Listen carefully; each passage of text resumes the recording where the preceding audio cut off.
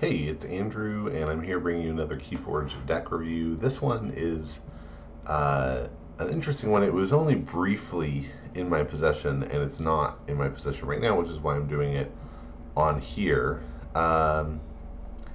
Essentially, what happened is I was at a sealed auction event at GenKA. I did two of them, and this one they did the wrong way, actually, according to Alex Watkins, but it's the way that everybody had been doing them. And basically, there were a few newer players. My brother-in-law was, I think, the only player besides me who saw the the value in this deck. And he, because it was the old auction way, he got picked early and had to bid 0 on his own deck, and ended up playing his own the deck that he had opened. Somebody else had opened this one. I bid 1. They bid 0 on it because they were forced to. I bid 1, and nobody else bid on it. That was after my brother-in-law was already out of the mark, was already out of the running. So I got to play this for 1 chain, which really shouldn't happen. It's definitely higher than that. And afterward, basically, I immediately said, once it was mine, I said to the guy who had opened it, hey, this has aftermarket value, so I'm going to sleeve it. And after we're done playing, I'm going to make you a bit of a lowball offer, less money than I think I can get for it. And you can either pass or take the offer. And then when we were done, so I proceeded to go 3-0 with it. And then after the event, he said, and he was really new, and he said, hey, what's your offer? And I said, well, I'll give you $30 and the deck that I opened. So I guess it's really $40 worth of value, I guess, in exchange for the deck. And he said yes. So we did it right there. And then within a couple weeks, I put it on the I put it for auction on Decks of Keyforge on this website, and I don't love how that works.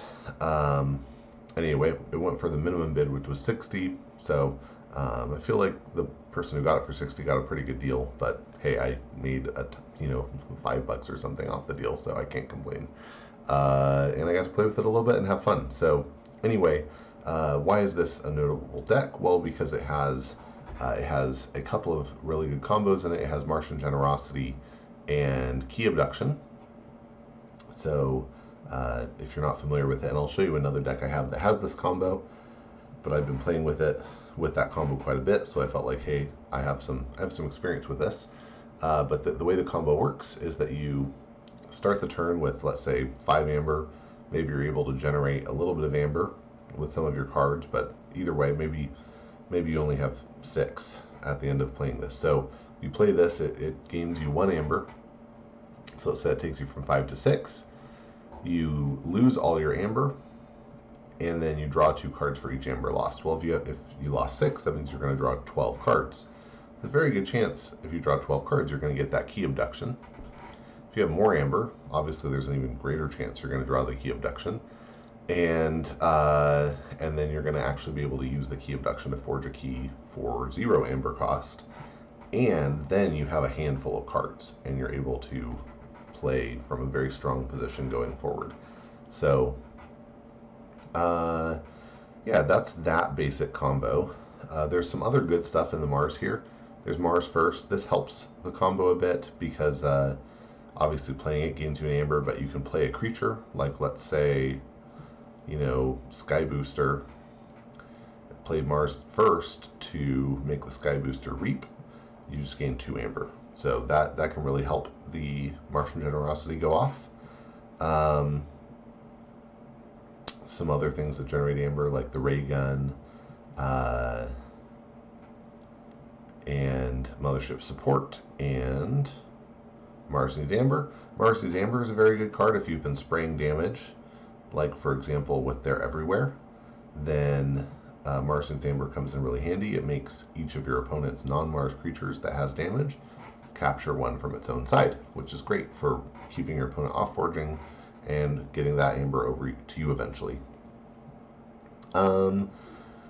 So yeah, pretty strong Mars. Got good mileage out of the Mind Warper when I played with it as well. Beam Buckler is great. Beam Buckler Key Abduction is really fun because you can you Beam Buckler, you play it, deal 2 damage, and then you Key Abduction. You get the Beam Buckler back in your hand. You can play it a second time on the same turn and get that 2 damage back. So that's kind of fun. Okay, but then looking over to the Brobnar, we have a very sought after Brobnar combo as well, Drummernaut with Ganger Chieftain. And if you're not familiar with the way this combo works, you let's say you have it, let's say your opponent goes first, you have this in your hand, they turn 1 drop, let's say Hunting Witch on the board. Well, on your first turn, you play Drummernaut, you play Ganger Chieftain, the Drummernaut becomes ready and fights the Hunting Witch, getting 2 damage on it. At this point, you've played the Drummernaut once and used it once, so you're at 2 for the purposes of the rule of 6, and Ganger Chieftain is at 1 for the purposes of rule of 6. At that point, you after you fight with the Drummernaut, the Ganger Chieftain comes back to your hand and you play it again. That's your second time. And then that causes the Drummernaut to ready, and because it can't fight, then you're able to reap with it. That returns the Ganger Chieftain to your hand, and you proceed. In this example, you would end up gaining, you would end up having fought once and gained 4 Amber. The Ganger Chieftain comes back to your hand. It's hit 5 plays. You play it a 6th time, it readies the Drummernaut, but you can't use the Drummernaut again because you hit the rule of 6. So anyway, I mean, that's a great turn, and then plus any other cards you can get on the board, right? And then the crazy thing about that combo is you can do it again the next turn if your opponent doesn't have an answer. So having said all that, we have the Drummernaut Ganger Chieftain, which if you get them at the same time, that's great. If not, they're still good cards. You might even have the Ganger Chieftain on the board, and the Drummernaut hits and pulls the Ganger Chieftain back up, and you go from there. So it really is a nice combo. Bingo Bang Bang does some work. Kolth and Ogopogo can do work. Gauntlet of Command is great. We have Pound for direct damage, and then a Tremor with 1/2 punch. Pretty good. Screech Bomb, War Chest, so fun stuff. All right, and then in the Untamed side, we have Curiosities. Okay, Full Moon isn't very good in this because we only have 3 creatures, I think. Bumblebird, Dusk Witch, Rustnar. That's it. We only have 3 creatures, so the Full Moon isn't very good. But the Soldier's Flowers actually works pretty well. It's going to get you a couple Amber, and if you purge one of these, you're not too sad. If you get the Dusk Witch out early, you get it. I mean, that's crazy. You get a lot of work out of your cards if you get that down. They're everywhere with Save the Pack is basically a board wipe of your opponent's board without touching yours. Song of Spring is really just an Amber. Grasping Vines is good artifact control. I played a fun game online where my opponent, what they were trying to land is they had a Heart of the Forest on the board, and they also had a Redacted on the board. And their goal, what they were trying to accomplish, was getting to the point where they could forge their second key and have Redacted go off on the same turn. So that even though I was ahead, they would forge their second and third keys on the same turn and win that way. And they had a key charge in there too, so if I hadn't, if they, needed to, if they were at 5 on the turn, the Redacted went off, they could still get a couple and then Helper Bot into the key charge potentially. So they had it was an interesting setup, and what I was able to do, it looked like they had the lock, but they had 3 counters on Redacted, and I was able to use Grasping Vines to put the Redacted and the Heart of the Forest back in their hand. At that point, they had to reset, And by the time they could get back around again, I was able to have done a Martian Generosity back into grasping vines and gain a bunch of amber, and eventually the situation I was able to land at is that I had enough to forge my third key. They had 5 amber, and I pushed the Heart of the Forest back into their hand. So at that point, if they played the Heart of the Forest, then they would forge on their next turn, and that's what eventually happened. They were forced to forge, and they couldn't get their third key on that turn, so I ended up winning. Anyway, it's an interesting. It was an interesting puzzle to solve. Very different game of Keyforge, but this deck had the tools to manage it. So and in a flat out race, it does very well, and is sometimes able to pull off even a clutch win because of that Martian Gen Key Abduction combo. Now comparing it to my other Key Abduction, Martian Gen Key Abduction deck that I still have, it's this one isn't nearly as strong as that one, and the reason is this other one, GenKA, has in addition to having the Martian Gen Key Abduction combo, it has a ton of amber generation in Dees. It has board control in both Mars and Dees. A lot of small creature board control on the shadow side, and some steel as well. Swindle, Ronnie Risk Locks. And this is the one that I was able to take my store's, one of my store's latest 2-deck survival events with, against really some of my, some of the other people brought,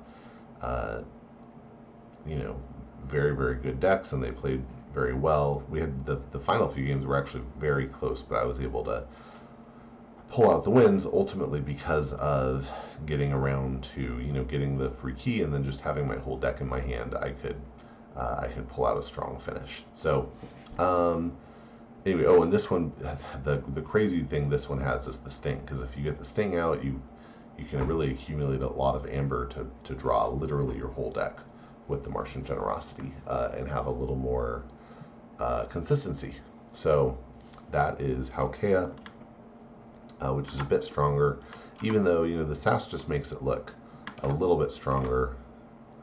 Gosh, even on amber control, this thinks that GenKA is not as strong, but it really is quite a bit stronger on amber control in real life. I guess the amber pips aren't much different. Definitely has less artifact control. Why is it? Oh, because of Tentacus, yeah. And but it has. It even thinks it has less creature control. That's interesting. But it definitely has more of the deck manipulation because of the archiving sucker punches, I guess. That's interesting. I don't know. Merkins is a fun card. SAS just has this wrong, because GenKA is a much, much better deck. I think Yandel can reasonably be expected to get up to maybe 10 chains. I think GenKA could probably get up to, I might be able to push up a bit higher than 13 if I pull it back out and start bringing it to chain bound. But I'd have to get in the mindset for it, and I'm not quite there right now. So anyway, that was that. Yandel is out there somewhere, and congrats to the guy who got it for 60. I think that's a great deal, and I hope you win a bunch of games with it. I think you will. Anyway, so thanks for watching. I hope you enjoyed this as much as I enjoyed making it, and that you'll get out and forge some keys.